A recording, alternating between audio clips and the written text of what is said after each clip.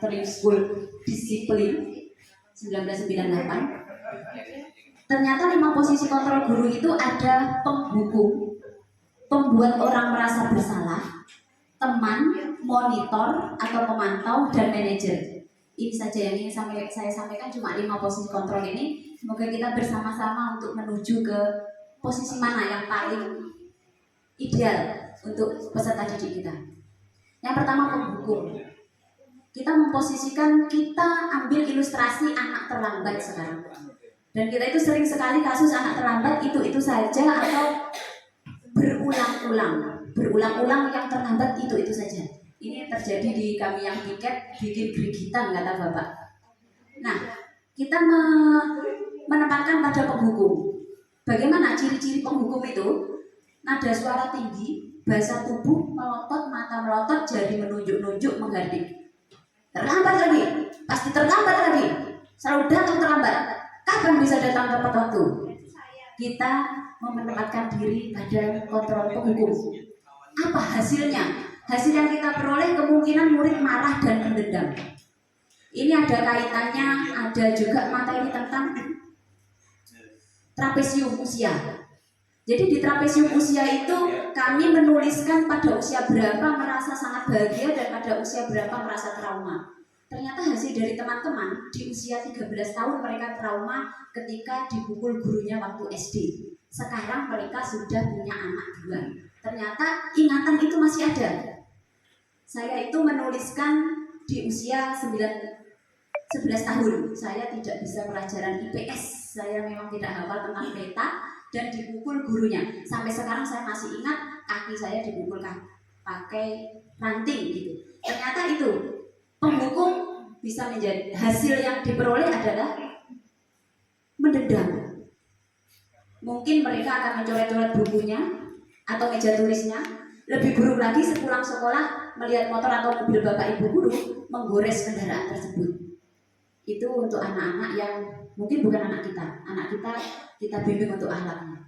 Yang kemudian membuat orang merasa bersalah. Kalau ini ada, saya juga kadang ini, saya penghukum ya, pembuat merasa bersalah kadang-kadang ya. Kadang di Eredo saya buat ini. Ciri-cirinya kita itu memelas, halus, sedih gitu. Adi ya, kamu bagaimana ya? Kamu kenapa ya senang sekali mengecewakan ibu? Ibu benar-benar kecewa sekali gitu. Seperti ini apa hasil yang diperoleh? Murid merasa bersalah telah mengecewakan ibu bapak gurunya.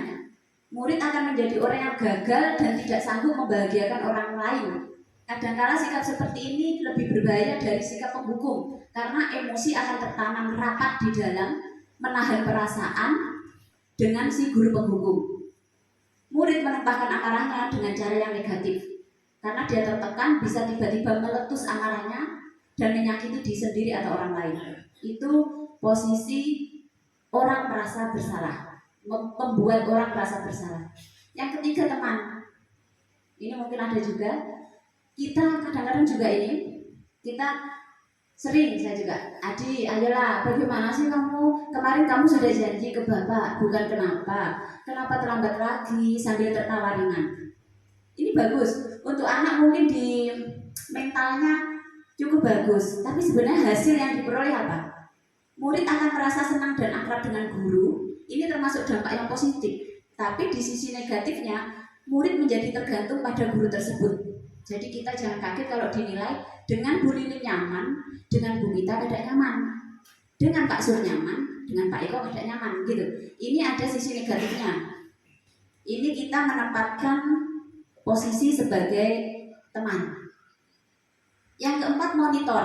Nah, kalau monitor ini kita lebih logik lagi, lebih logis atau pemantau. Jadi di monitor ini kita memonitor anak dikaitkan dengan tata tertib yang ada. Kamu terlambat, tahu terlambat itu tata tertibnya apa, hukumannya apa, kita pantau, tapi kita kaitkan dengan tata tertib yang ada. Nanti saat jam istirahat kamu harus tinggal di kelas untuk menyelesaikan tugas yang biasa. Menjadi marah atau membuat merasa berbuat salah juga tidak. Murid tetap dibuat tidak nyaman, yaitu harus tinggal kelas pada waktu jam istirahat dan mengerjakan tugas. Guru tetap harus memantau murid pada saat mengerjakan tugas di jam istirahat, karena murid tidak bisa ditinggal seorang diri. Gurunya juga tidak bisa ikut istirahat di posisi kontrol pemantau. Nah, ini yang penting. Ini yang kita tuju bersama-sama. Manajer, posisi manajer dengan ciri-ciri nada suara tulus, bahasa tubuh tidak kaku, mendekat ke murid.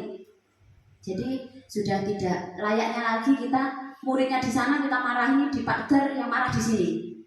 Jadi untuk manajer kita lebih mendekat, tidak kaku, bahasa suara tulus, nada suaranya tulus.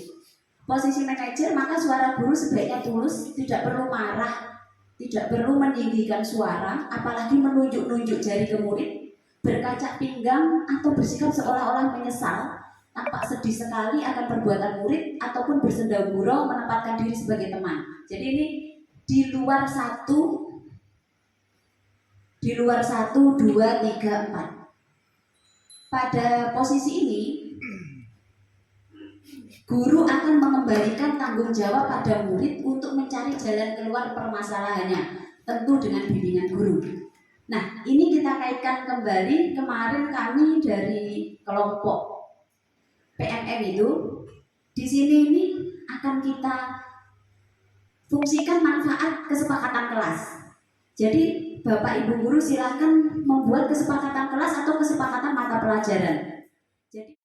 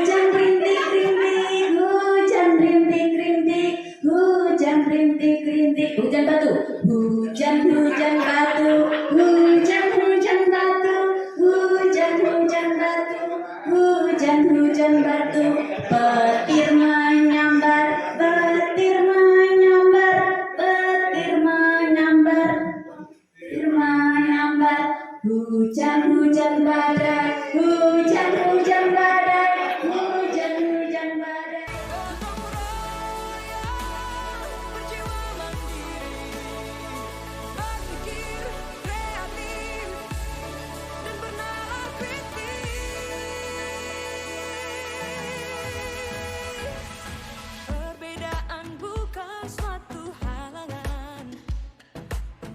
Saling bergandeng tangan, Bhinneka Tunggal Ika, semboyan negeri kita yang harus kita jaga bersama.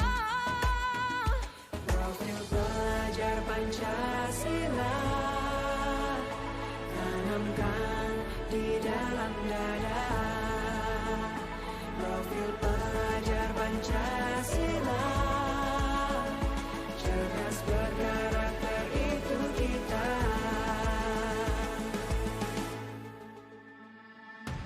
Beriman dan bertakwa pada Tuhan yang Maha Esa. Selamat pagi.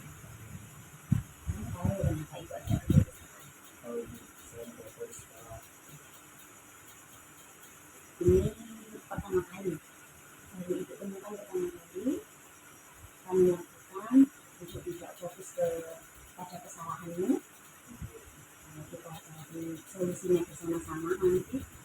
Tapi ibu ingin tahu alasannya saja, kenapa kamu bisa berbuat merokok di sekolah? Menurut saya masang ibu sadis tentang istirahat. Iya, wajar ya kalau kebiasaan merokok menurut Mas Sam itu wajar ya. Berbuat salah itu wajar. Semua orang pernah berbuat salah.